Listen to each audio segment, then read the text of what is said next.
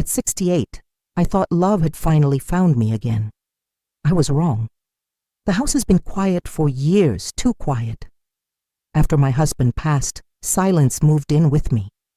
The only moments it broke were when Lily and Jacob tumbled through the door, their laughter filling the rooms with the kind of joy I thought I had lost forever. Caring for them gave me purpose, but when the nights stretched long, the loneliness still pressed against my chest. That was when Richard entered my life. He carried himself with the ease of a man who had seen the world and claimed it as his own. His smile was warm, his voice gentle, his promises sweeter than I dared believe. He told me I deserved to be cherished again, that my days of love were not behind me. For the first time in years, I felt visible. Richard held Lily's hand like she was his own granddaughter, laughed at Jacob's endless energy, and spoke of futures that sounded like second chances. He told me we would travel, that I would never have to worry again, that I would be cared for. His words slid into the empty spaces of my heart, filling them with hope. I wanted to resist, to guard myself, but grief had left me fragile. And when Richard reached across the table and took my hand in his, I believed him. I believed in the life he painted before me, a life of companionship, safety, and love. I didn't know that I was stepping into the deepest heartbreak of my life. I want to give you the world, Eleanor. Richard said it as if the words were a vow, not just a line spoken over a candlelit table. We were seated in a small, family-owned restaurant, the kind of place where the lights stayed low and the food carried the memory of someone's grandmother's kitchen. My hands trembled slightly as I adjusted my napkin across my lap. I hadn't sat across from a man like this in decades. He leaned forward, his dark eyes steady on mine, his voice calm but rich with conviction. You've carried enough weight, Eleanor, raising children, losing your husband, caring for those grandbabies. Let me take care of you now. Let me give you the kind of life you deserve. Something inside me stirred, something I thought had been buried with my husband years ago. I wanted to laugh off his promises, to remind him that women my age don't dream of new beginnings, but the warmth in his gaze made me hesitate. Richard was charming without effort. He dressed sharply, his shirt pressed, his jacket tailored, but there was a relaxed ease about him, as if he belonged anywhere he chose to sit. The waiter placed our plates before us. Fried catfish for Richard, a vegetable plate for me, but neither of us touched the food. Instead, I let myself listen as he spoke of places I had only seen in magazines. A trip to the coast, a cabin in the mountains, evenings filled with music and laughter. His words spun images of a future I had stopped allowing myself to imagine. I thought of Lily and Jacob, asleep back home under Margaret's watchful care. I thought of how they clung to me, how much they depended on me. Could I really open my life to someone else again? Could I share not just my heart, but the tender space where my grandchildren lived and breathed? Richard reached across the table, his hand covering mine. His skin was warm, his grip steady. You've given enough, Eleanor. Now it's your turn to receive. I studied his face, the carefully kept beard, the smile lines that spoke of a life full of stories. There was something magnetic about him, something that made me believe, against all reason, that he meant every word. I nodded, my throat too tight for speech. In that moment, against the gentle hum of the restaurant, I placed my trust in him fully. I let his promises settle into the hollow places inside me, like sunlight breaking through clouds. For the first time in many years, I felt not like a widow, not like a grandmother carrying the weight of loss, but like a woman being seen, wanted, and chosen. I didn't know it then, but that single decision, that single nod of trust, would change everything. The first time Richard came by the house to spend time with Lily and Jacob, I held my breath without realizing it. Children have a way of seeing through people. They notice the cracks adults often overlook. If Richard was only speaking sweet words to me, I knew they would sense it. He arrived with 2 paper bags in hand. Out came coloring books, crayons, and a puzzle box shaped like a train. Jacob's eyes widened, and before I could even introduce them properly, he was tugging Richard toward the living room floor. Lily, ever more cautious, hung back by my side. She studied him the way her grandfather used to study a chessboard, slow, deliberate, searching for the truth behind every move. "Miss Lily," Richard said with a slight bow of his head, "I need a partner for this puzzle. Your brother looks like he'll just mix up the pieces." Her lips curved, but she didn't move until I gave her a gentle nod. Then she slipped her small hand into his, her curls bouncing as she joined him on the floor. Watching them, I felt something shift. My heart, heavy for so long, lifted at the sight of my grandchildren leaning into his warmth as if he belonged here. That afternoon stretched like a ribbon of joy. Jacob laughed until his face turned red, chasing Richard across the backyard. Lily, quieter but no less present, sat with him afterward under the magnolia tree, listening as he told stories about the neighborhoods he grew up in. He painted his childhood with the colors of resilience and charm, sharing just enough to make them giggle, but not enough for me to know where the truth ended and embellishment began. Still, it was a gift to see my grandchildren so alive. The house, usually echoing with only my footsteps, was filled with sound again. Not just their playful chaos, but Richard's laughter blending with theirs. It was the kind of music I didn't realize I had been starving for. That night, after the children had been tucked into bed, Lily crept back into the living room. She pressed her small frame against me on the couch, her head resting on my arm. Her voice was soft, almost hesitant. "Grandma," she whispered, "he feels like Grandpa." The words lodged in my chest, heavy and fragile all at once. I swallowed hard, blinking back the sting in my eyes. Richard, sitting across from us, smiled as if he hadn't heard. But he had. I could tell by the quiet pride in his expression. In that moment, with Lily's words wrapped around me like a prayer, I let myself believe in the possibility of new beginnings. Maybe Richard was not just a companion for me, but a bridge to the kind of family life I thought had been lost forever. I leaned back, watching the gentle rise and fall of my grandchildren's breathing. For the first time in a long time, the future didn't feel so uncertain. It felt in Richard's presence like hope had walked back into our home. At first the changes were so small I almost convinced myself I imagined them. A phone call he stepped outside to take. A story that didn't quite match the one he told the week before. A promise to stop by on Tuesday that somehow slipped into Thursday without explanation. Richard still carried himself with the same confidence, the same practiced charm. He laughed easily with Jacob, lifted heavy groceries from my car without being asked, spoke to the church ladies as though he had known them for years. On the surface, everything seemed whole. But in the quiet moments, I caught glimpses of something else. A shadow flickering beneath the smile. One evening, Margaret came over as she often did, a pot of collard greens in her hands, and a look that said she had something to get off her chest. She was never one to hold her tongue. "You trust him too quick, Eleanor," she said, settling into my kitchen chair. "Men like him don't just fall from the sky. They fall from somewhere else, usually with baggage." I frowned, stirring the pot on the stove to distract myself. "You don't know him like I do, Margaret. He's been good to me, good to the children." She gave me that sharp, knowing look she'd had since we were teenagers, the kind that could cut straight through my defenses. "I don't have to know him. I just have to know the way you're looking at him, like he's a blessing sent from heaven, and blessings don't usually come dressed in tailored shirts with smooth talk." I wanted to brush her off, to tell her she was being unfair, but later that night her words returned. When I bent down to gather laundry in Richard's jacket pocket, I found a crumpled receipt, jewelry store, a gold necklace, dated 2 weeks ago. I froze, my hands tightening around the slip of paper. No necklace had been given to me.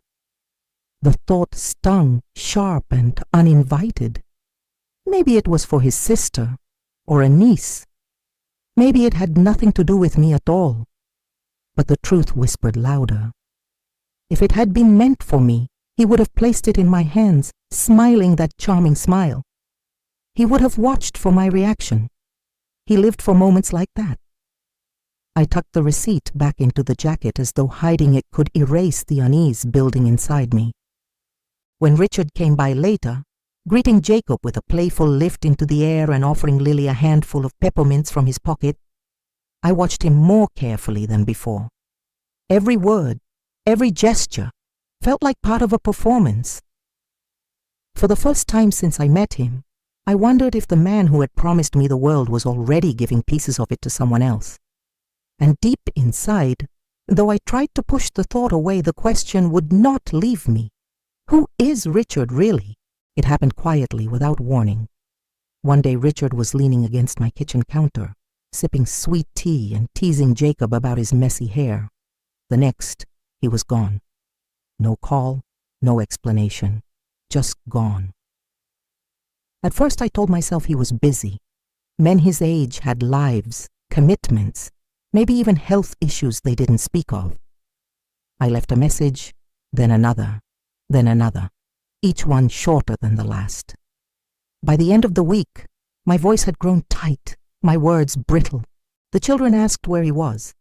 Jacob, restless, bounced on the couch cushions and demanded, "When's Richard coming back? He promised he'd take me to the park."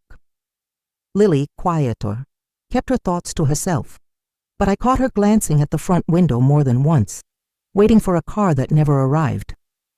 Then the mail began to come. Envelopes with Richard's name scrawled across them but addressed to my house. I tore them open, confusion melting into dread. Bills, overdue notices, credit accounts I had never heard of, debts I had never agreed to. Each letter carried my name now, tied to his choices as if I had been the one signing. My heart pounded as I counted the numbers, the zeros. I sat at the table long after the children had gone to bed, my hands pressed against my temples. How had this happened? How had I allowed it?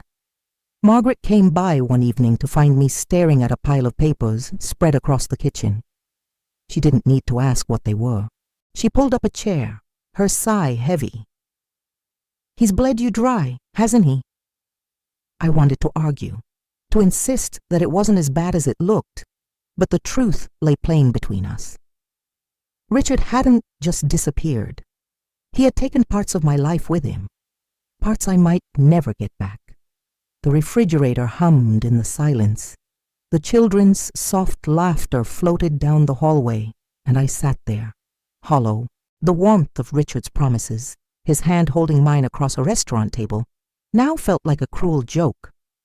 When I finally forced myself to check my savings account, the breath caught in my chest. The numbers stared back at me, smaller than I had ever seen them, nearly empty. The world tilted, and I gripped the counter to steady myself. Richard hadn't only vanished. He had left me stranded in a storm I hadn't seen coming.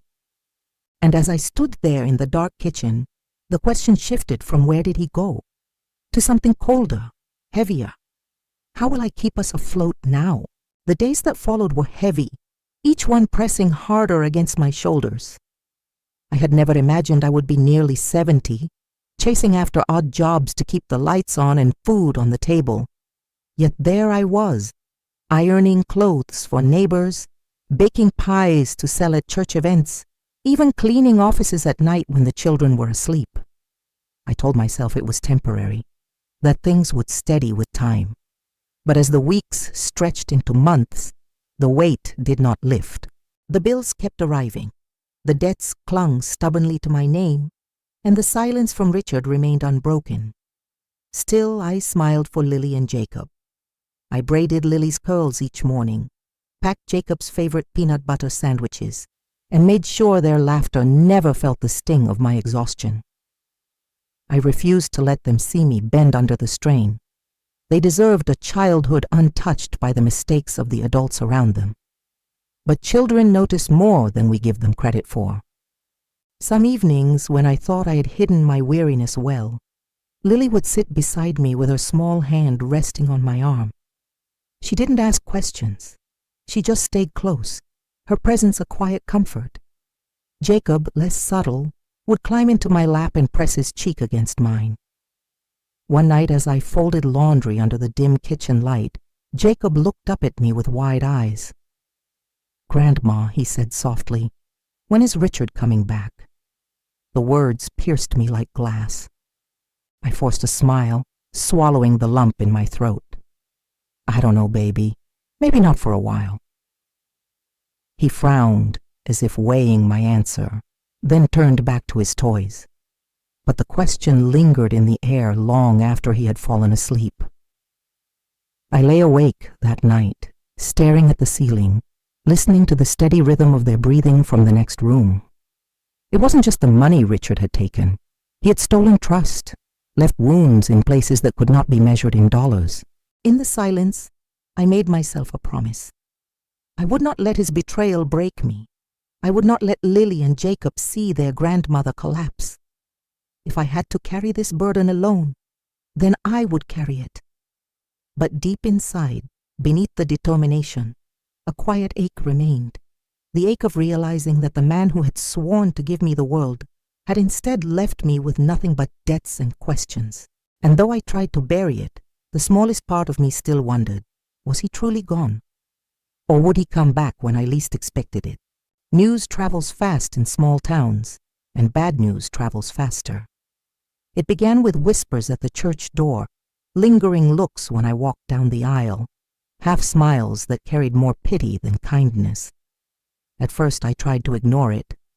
I held my head high, kept Lily and Jacob's hands tucked safely in mine, and focused on the hymns. But gossip has a way of seeping into the walls, slipping beneath doors, and finding you even when you turn your back.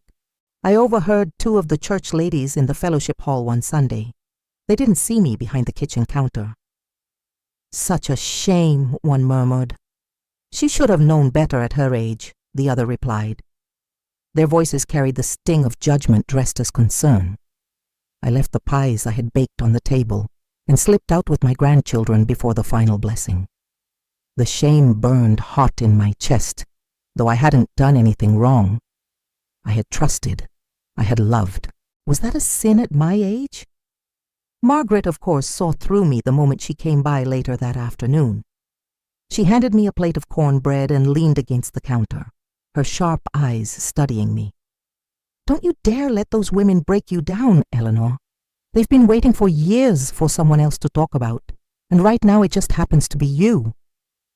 I sighed, folding the dish towel in my hands. "It's not just their words. It's the truth behind them. I let him in, Margaret. I opened the door wide, and look where it's left me." "You opened the door because you're human," she said firmly.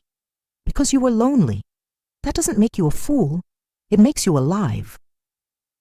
Her words steadied me, but they couldn't erase the ache of humiliation. Every time I walked past the grocery store, someone's glance lingered a little too long. Every time I stood at the post office, I imagined they all knew the weight of the overdue bills I was mailing. Then one evening, Margaret showed up with something in her hand, a slip of paper folded twice. "I shouldn't even have this," she said, lowering her voice. "But I did some asking. Richard's been seen in another town, not far from here." The paper trembled in my fingers as I unfolded it. An address. A place where he had planted himself while leaving me to carry the wreckage he made. My heart pounded, anger and fear rising together. For weeks I had lived with silence, believing he had vanished into nothing. But now there was proof, cold and undeniable. Richard wasn't gone. He was simply living another life, one I had not been meant to discover. I drove to the address Margaret had given me on a gray morning, the kind that carried a stillness heavy enough to make you second-guess yourself. The steering wheel felt slick beneath my palms, though my hands were dry. Each mile closer, my stomach tightened.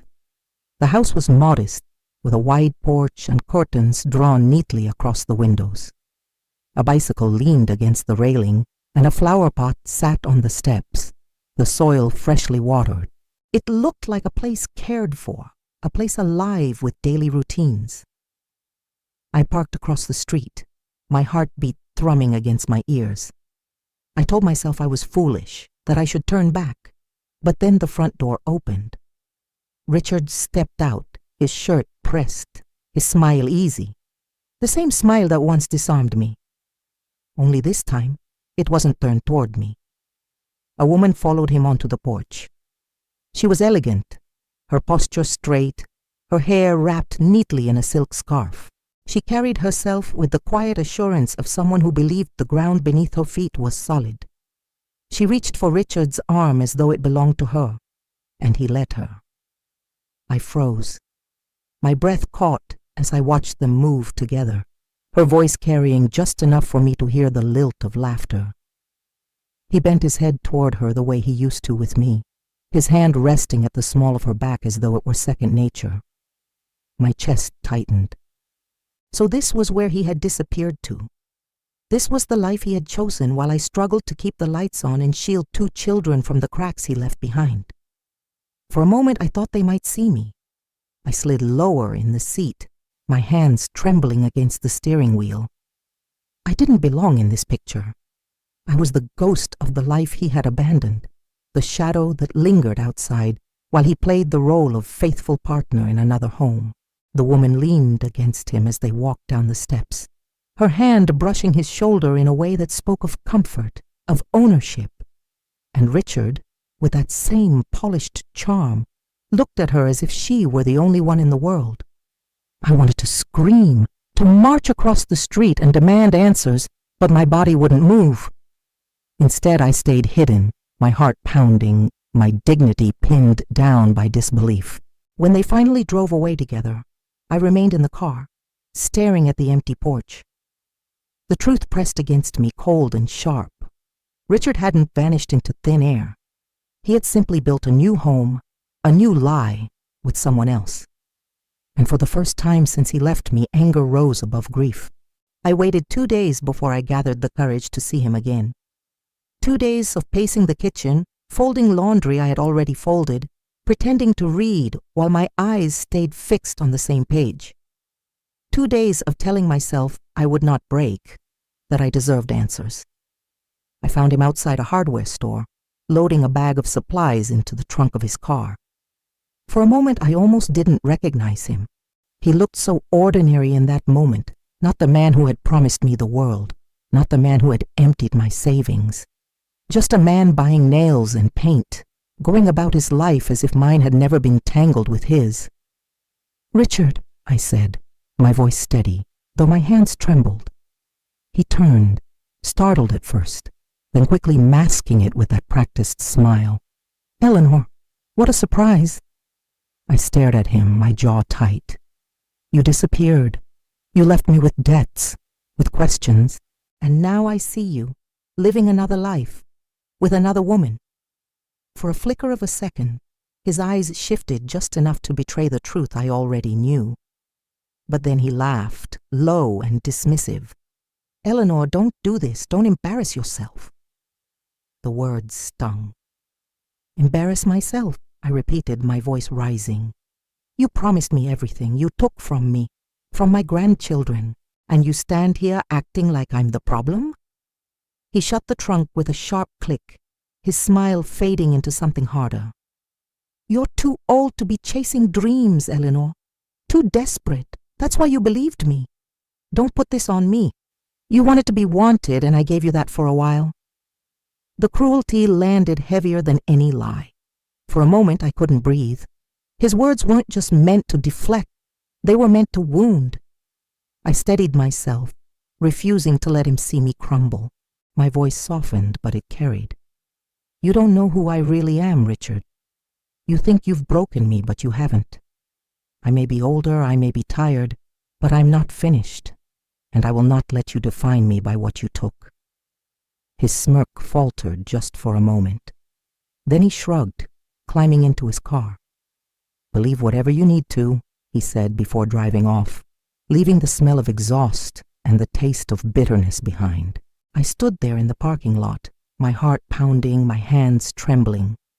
But beneath the trembling, something new stirred. Not grief, not humiliation, but anger shaped into resolve. I whispered to myself, barely audible but certain, "This isn't the end of my story. It's the beginning of yours unraveling." And with that, the illusion shattered. I no longer wanted Richard back. I wanted the truth exposed. I didn't plot revenge with fire and fury. That wasn't who I was. Instead, I chose silence, a silence filled with truth that needed no shouting. It began with a conversation at church. I lingered after service, speaking softly with the women who had once whispered behind my back. I didn't plead my case. I simply told them what I had found, the debts, the lies, the other woman in another town. My voice never wavered. I spoke like someone who had nothing left to lose. They listened. For the first time in months, their eyes carried not pity, but shock. Whispers turned into wide-eyed nods, and within days, the same mouths that once spread judgment began carrying pieces of Richard's truth from pew to pew, kitchen to kitchen. Margaret called it a blessing in disguise. Men like him thrive on charm. Once the shine wears off, all that's left is rust, and now everybody sees it. I didn't stop there. I mailed copies of the bills and notices with his name still attached to them, addressed to the home where he now played faithful partner.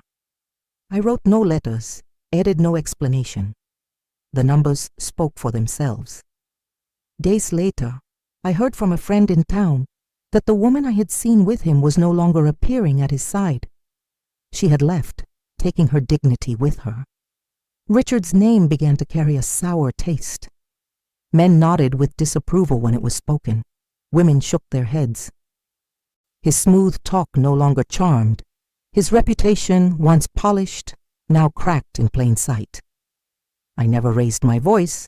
I never demanded apologies. I simply let the truth breathe.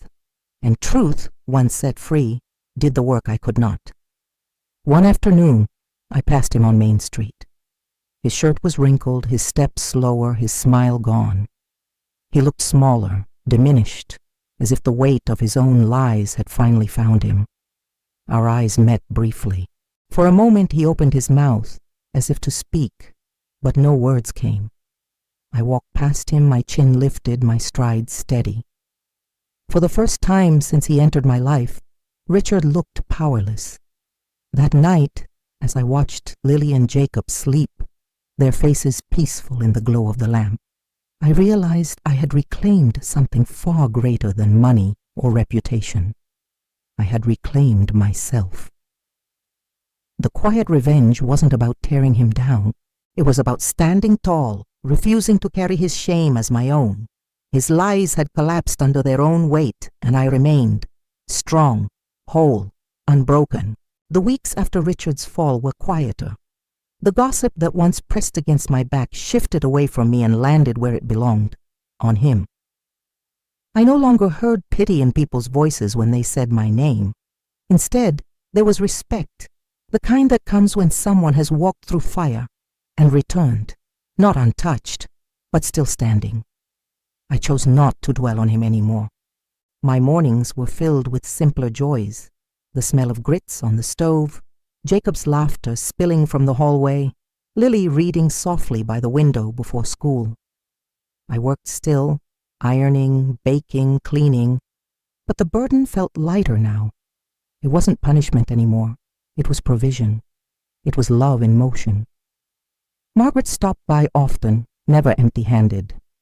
One evening, as we sat on the porch sipping tea, she studied me with that blunt, unflinching gaze. "You didn't lose, Eleanor. Don't you see? He took your money, your trust, your peace for a season. But in the end, you won yourself back. That's more than he'll ever have." Her words settled deep, not as flattery, but as truth. I had been broken open, but what poured out was not defeat. It was strength I didn't know I still carried. I began to notice small changes in myself. The way I stood a little taller when walking through town. The way I looked in the mirror and no longer saw just a widow or a grandmother or a woman who had been deceived. I saw Eleanor, whole, proud, unafraid to live the years still stretched before me. One afternoon, Lily caught me smiling at my reflection. She tilted her head, her curls brushing her cheeks. "Grandma, why are you smiling?" I pulled her close, pressing a kiss to her forehead. "Because I'm proud, baby. I thought I had lost myself, but I found me again." Jacob, never one to be left out, climbed into my lap with sticky hands and a grin wide enough to light the room. "Does that mean we won, Grandma?" I laughed softly, wrapping my arms around them both. "Yes," I said. "We won." It wasn't the life Richard had painted with his promises. No cabins in the mountains, no grand travels across the world. What I had was something far richer. The steady warmth of 2 children who loved me. The friendship of a woman who refused to let me sink. And a strength I had carried all along, waiting for me to claim it. When I looked into the mirror that night, I saw no trace of defeat, only a woman who had been tested, scarred, but not broken. A woman who chose dignity over despair. Eleanor, myself, and that was more than enough.